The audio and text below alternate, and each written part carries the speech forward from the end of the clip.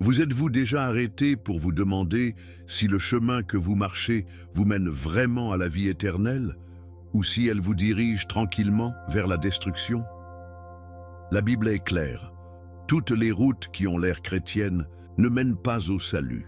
En fait, Jésus lui-même nous a avertis dans Matthieu 7, 13, 14 que la voie à la vie est étroite et peu le trouvent. Aujourd'hui, je suis sur le point de révéler quelque chose que de nombreuses églises n'oseront pas dire à haute voix.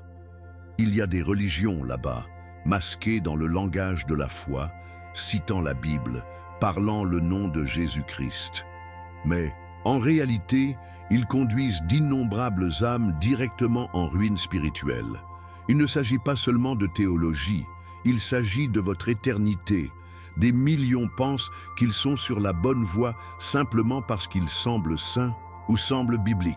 Mais les sentiments peuvent être trompeurs et les apparences peuvent masquer des mensonges mortels. Si votre foi n'est pas fermement enracinée dans la parole pure de Dieu, la Bible, et ancrée en Jésus-Christ seul, vous pourriez suivre un évangile contrefait sans même le savoir. Et ne vous y trompez pas, les conséquences sont éternelles. C'est pourquoi la vidéo d'aujourd'hui n'est pas seulement importante, c'est urgent. Vous ne pouvez pas vous permettre de manquer une seconde de ce qui va suivre.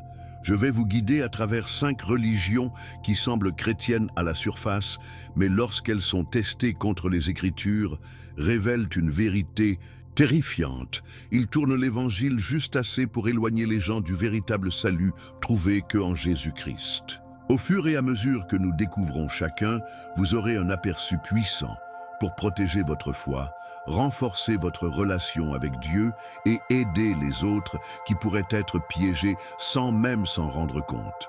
Restez avec moi jusqu'à la fin, car ce que vous apprendrez aujourd'hui pourrait très bien sauver votre âme ou l'âme de quelqu'un que vous aimez.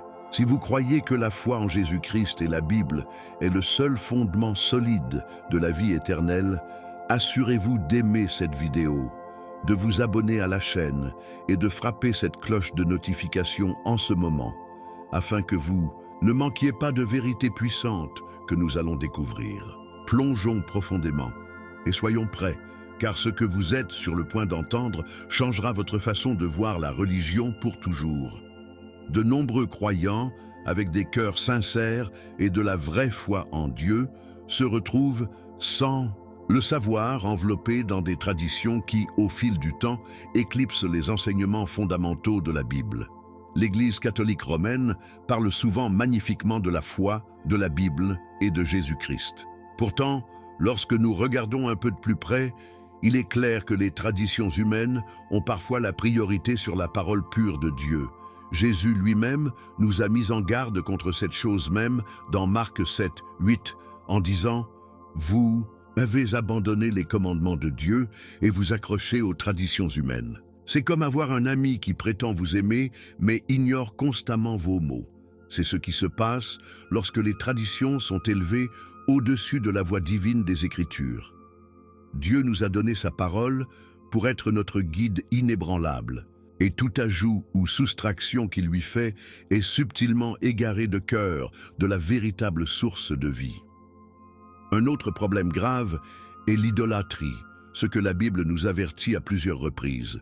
Dans Exode 20, 4, 5, Dieu commande clairement « Vous ne vous faites pas une image sculptée, vous ne vous inclinez pas ou ne les servirez pas. » Pourtant, dans la pratique catholique, nous voyons souvent la vénération des saints, la Vierge Marie et le Pape, qui peuvent les positionner involontairement comme des intermédiaires entre l'homme et Dieu.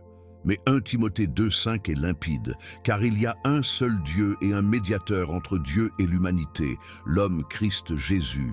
Chaque fois que la foi pure et simple en Jésus-Christ seul est remplacée par la dépendance aux figures humaines, peu importe à quel point elles semblent saintes, le risque de mauvaise orientation spirituelle devient alarmant.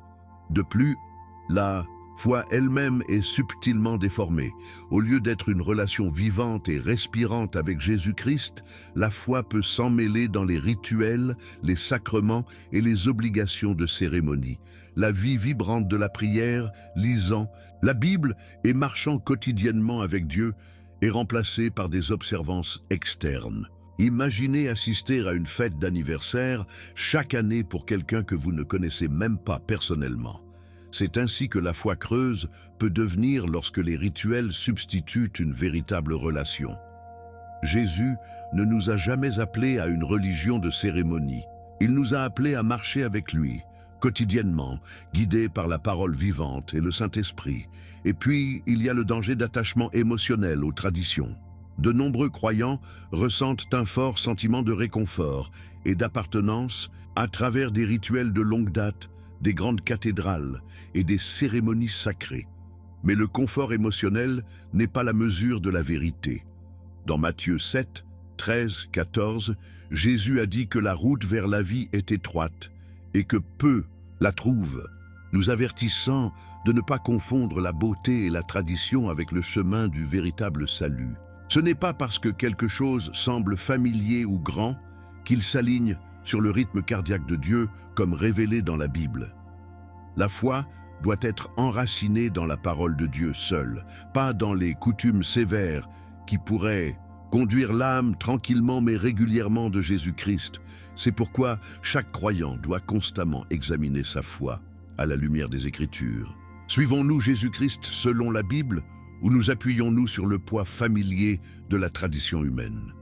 Hébreux 4, 12 nous rappelle que la parole de Dieu est vivante et active, plus nette que n'importe quelle épée à double tranchant, perçant à la division de l'âme et de l'esprit.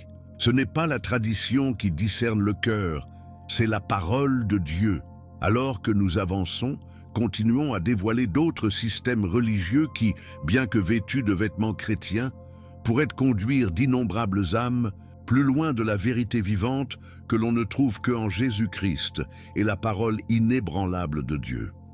À première vue, les témoins de Jéhovah semblent être une communauté pleine de passion, de discipline et de dévouement inébranlable à leur foi. Ils parlent de Dieu, de la Bible et même de Jésus-Christ avec une ferveur qui peut être vraiment admirable. Pourtant, lorsque nous creusons un peu plus profondément, des fissures importantes commencent à apparaître, en particulier concernant leur théologie. L'une des questions les plus critiques est leur déni de la divinité de Jésus-Christ. Selon la Bible, Jésus n'est pas seulement un grand professeur ou un être créé, il est pleinement Dieu. Jean 1, 1 le dit clairement. Au début, c'était la parole, et la parole était avec Dieu, et la parole était Dieu. Lorsque cette vérité fondamentale est rejetée, toute la structure de la foi s'effondre parce que le salut lui-même dépend de croire en le vrai Jésus, pas d'une version diminuée créée par l'interprétation humaine. Une autre préoccupation sérieuse réside dans la traduction de la Bible qu'ils utilisent, la traduction du Nouveau Monde. Les chercheurs et les théologiens d'horizons divers ont souligné de nombreuses modifications qui semblent intentionnellement conçues pour soutenir leur doctrine unique. Lorsque la Bible est manipulée pour s'adapter aux idées de l'homme, plutôt que de permettre à la parole de Dieu de façonner la croyance, les conséquences sont éternellement graves. Proverbe 30, 5, 6 nous prévient « Chaque mot de Dieu est impeccable. N'ajoutez pas à ses paroles, sinon il vous réprimande et vous prouvera un menteur. » La foi enracinée dans une écriture déformée perd son pouvoir car elle ne repose plus sur le vrai rocher de la révélation divine, mais sur le changement de sable des idées humaines. La compréhension du salut au sein des témoins de Jéhovah porte également des défauts alarmés. Ils enseignent que seulement 144 000 personnes régneront avec Jésus-Christ dans le ciel. Une croyance construite sur une mauvaise interprétation de l'Apocalypse 7 et 14. Ce salut sélectif ne contredit pas seulement la grâce écrasante de Dieu offerte dans la Bible, mais aussi la peur, l'élitisme et un sentiment constant de l'indignation parmi la majorité de leur suite. Pourtant, la Bible dit dans Romains 10, 13, « Pour tous ceux qui appellent le nom du Seigneur seront sauvés ». Le salut n'est pas réservé à une élite numérotée, elle est ouverte à tous ceux qui viennent à Dieu par la foi en Jésus-Christ. Au-delà des problèmes doctrinaux, le contrôle émotionnel et social de ce groupe ne peut être négligé.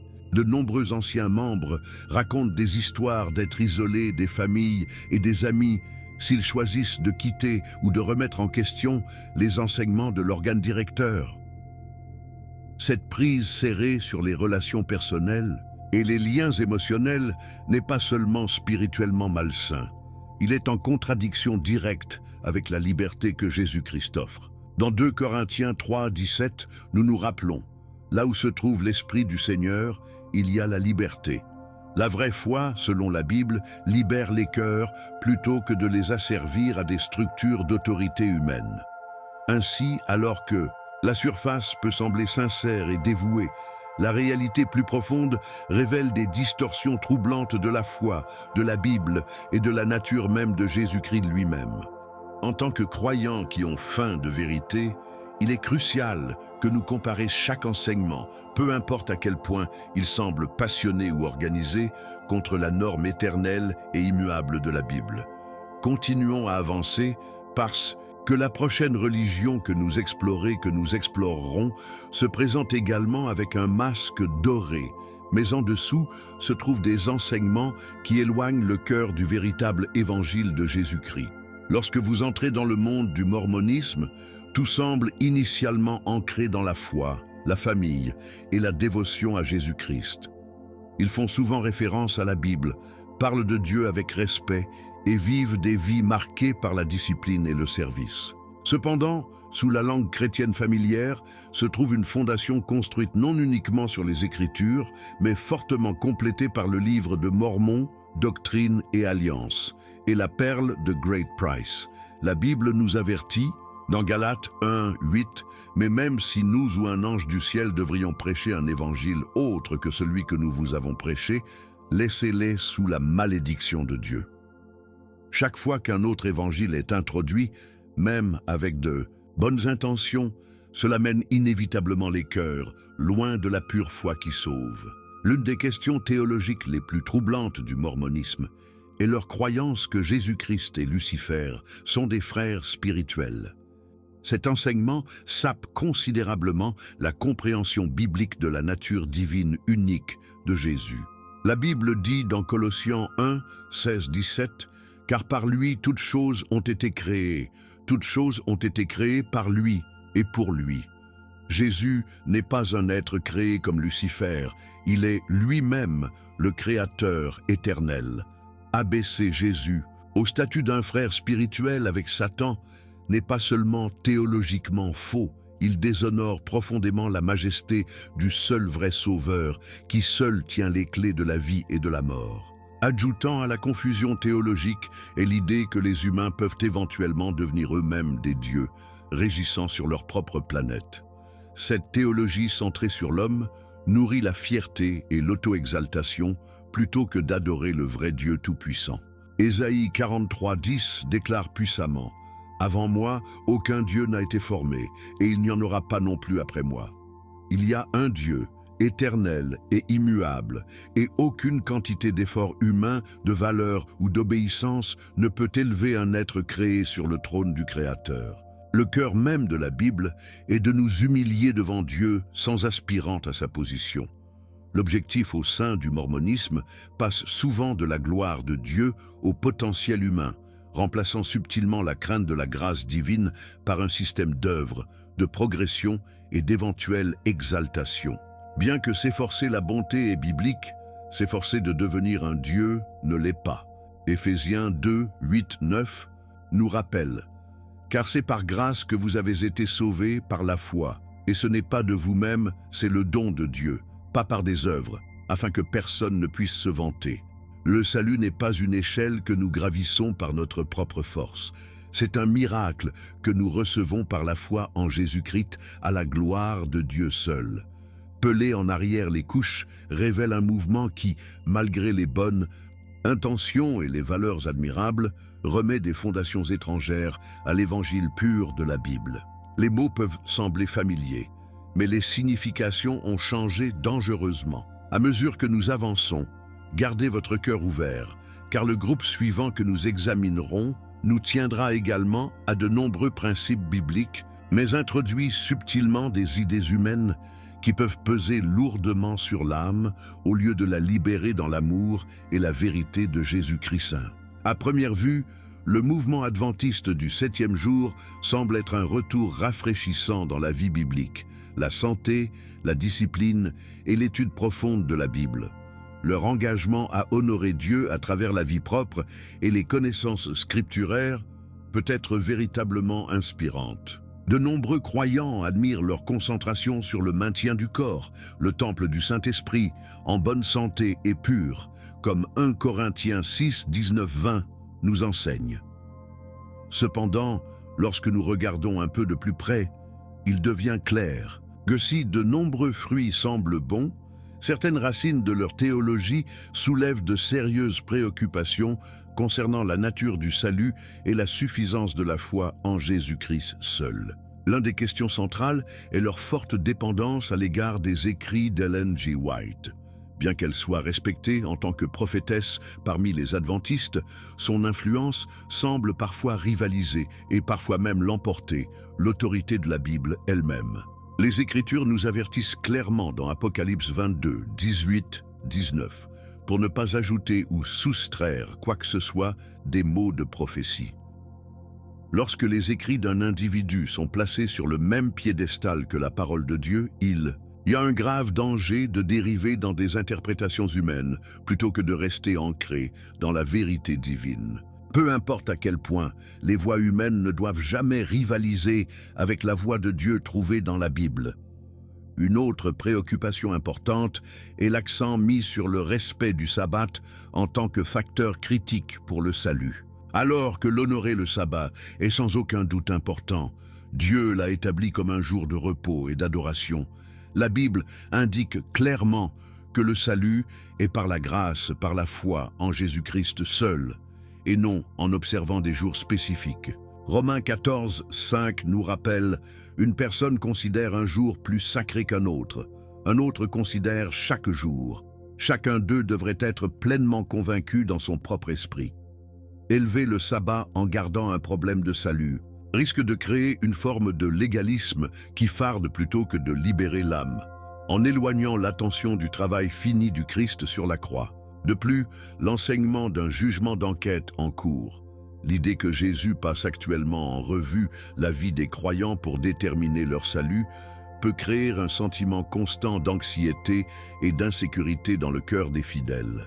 Pourtant, la Bible nous assure dans Romains 8, 1, « Par conséquent, il n'y a plus de condamnation pour ceux qui sont en Christ Jésus. » La vraie foi devrait produire la confiance et la paix, pas une crainte sans fin quant à savoir si nous nous sommes mesurés. Lorsque le salut est considéré comme quelque chose que nous devons continuellement gagner ou prouver, il prive le croyant de la joie et de la sécurité que Jésus-Christ a payée en totalité. Le légalisme devient le voleur silencieux dans les mouvements qui commencent par de nobles intentions. Les règles et les réglementations remplacent tranquillement la relation dynamique par Dieu et la vie spirituelle devient une liste de contrôle plutôt qu'une histoire d'amour. Jésus nous a appelés à la liberté et non à l'esclavage, disant dans Jean 8, 36, « Donc si le Fils vous libère, vous serez en effet libre. » Alors que la discipline et l'obéissance sont vitales, ils doivent toujours couler d'un cœur transformé par la foi et non d'une tentative désespérée d'être trouvé digne par les œuvres. Au fur et à mesure que nous avançons, soyons alertes, car le prochain groupe que nous examinerons habillait également ces pratiques dans les belles robes de la tradition, mais risque de perdre le rythme cardiaque même de l'Évangile dans le processus. Entrer dans une église orthodoxe orientale, c'est comme entrer dans un monde à couper le souffle de tradition, de beauté et de révérence. Les icônes d'or, l'encens, les chants solennels, ils peignent tous un tableau de dévotion spirituelle profonde. En surface, ils se sentent profondément liés à Dieu et de nombreux croyants sont attirés par ses riches racines historiques et l'atmosphère sacrée qu'elle crée. Mais comme pour tout système religieux, il est essentiel de demander « Cela nous amène-t-il plus profondément dans une relation personnelle avec Jésus-Christ, ancrée uniquement dans la Bible ?» Dans 2 Timothée 3, 16, 17, Paul nous rappelle que les Écritures nous équipent à elles seules pour chaque bonne œuvre, pas la tradition ou l'art sacré, aussi beau que cela puisse être. L'une des principales préoccupations de l'orthodoxie orientale est l'accent excessif sur les rituels, les icônes et la vénération des saints. Bien que la tradition elle-même ne soit pas mauvaise, lorsque les rituels commencent à éclipser une foi simple et vivante en Jésus-Christ, le cœur peut s'éloigner de l'Évangile. Dans Jean 4, 24, Jésus déclare clairement « Dieu est l'Esprit et ses adorateurs doivent adorer dans l'Esprit et en vérité ». Lorsque l'adoration devient trop dépendante des formes externes, le danger est que le mouvement vital et vivifiant de l'Esprit est remplacé par la tradition humaine et les affichages extérieurs qui peuvent ne pas refléter une transformation intérieure. L'accès à la Bible est un autre point troublant dans certains secteurs de l'orthodoxie orientale. Historiquement, la lecture personnelle et l'interprétation des Écritures ont été découragées, renforçant une dépendance à l'égard du clergé et de la tradition plutôt que d'autonomiser les individus à entendre Dieu directement à travers sa parole. Pourtant, la Bible a été donnée à chaque croyant comme une lettre personnelle du cœur de Dieu. Le psaume 119. 105 nous dit « Votre parole est une lampe pour mes pieds, une lumière sur mon chemin ». Sans lien direct et personnel avec les Écritures, les croyants peuvent facilement tomber dans la religiosité passive plutôt que dans un discipulat actif et dirigé par l'Esprit sous Jésus-Christ. De plus, certaines pratiques orthodoxes intègrent des éléments qui ont des racines plus dans les cultures païennes anciennes que dans les enseignements de la Bible. Certains jours de fête, coutumes et symboles remontent aux traditions pré-chrétiennes absorbées dans l'Église au cours des siècles. Alors que certains considèrent cela comme un mélange culturel inoffensif, la Bible nous appelle à la pureté spirituelle. Dans 2 Corinthiens 6, 17, nous sommes commandés « Sortez d'eux et soyez séparés, dit le Seigneur ». Mélanger les coutumes païennes avec le culte chrétien brouille la frontière entre saint et profane, conduisant souvent les cœurs dans la confusion plutôt que la clarté de la vraie nature de Dieu. Malgré ses traditions majestueuses et son riche héritage, l'orthodoxie orientale, comme tous les autres systèmes artificiels, doit être testée contre la vérité inébranlable de la Bible. La foi qui sauve ne concerne pas les bougies, les icônes ou les rituels. Il s'agit de savoir et de suivre Jésus-Christ avec un cœur en feu par l'Esprit de Dieu et ancré dans la parole. Au fur et à mesure que nous avançons, rappelez-vous, les apparences peuvent être profondément émouvantes, mais la vraie foi ne concerne pas ce qui éblouit l'œil. Il s'agit de ce qui transforme le cœur. Et maintenant, après avoir découvert ces 5 chemins trompeurs, passons à un dernier mot de réflexion pour sceller ce puissant voyage ensemble. Maintenant que vous savez comment les apparences peuvent tromper, permettez-moi de vous demander, avez-vous déjà rencontré une religion qui semblait chrétienne, mais au fond, vous vous êtes senti? Partagez votre expérience dans les commentaires, ci-dessous. Votre histoire pourrait aider quelqu'un d'autre à reconnaître la vérité et à se rapprocher du véritable évangile de Jésus-Christ. Et si le message d'aujourd'hui ouvrit les yeux ou renforçait votre foi, ne partez pas sans vous abonner à la chaîne et activer les notifications. Cette façon, vous ne manquerez aucun contenu futur qui pourrait transformer votre vie spirituelle pour toujours. N'oubliez pas non plus de consulter la prochaine vidéo qui s'apprête à apparaître sur votre écran. Elle est emballée avec des révélations encore plus puissantes directement de la Bible. Je suis Marco et j'ai hâte de continuer ce voyage de foi avec vous. Que Dieu vous bénisse et vous avoir dans la prochaine vidéo.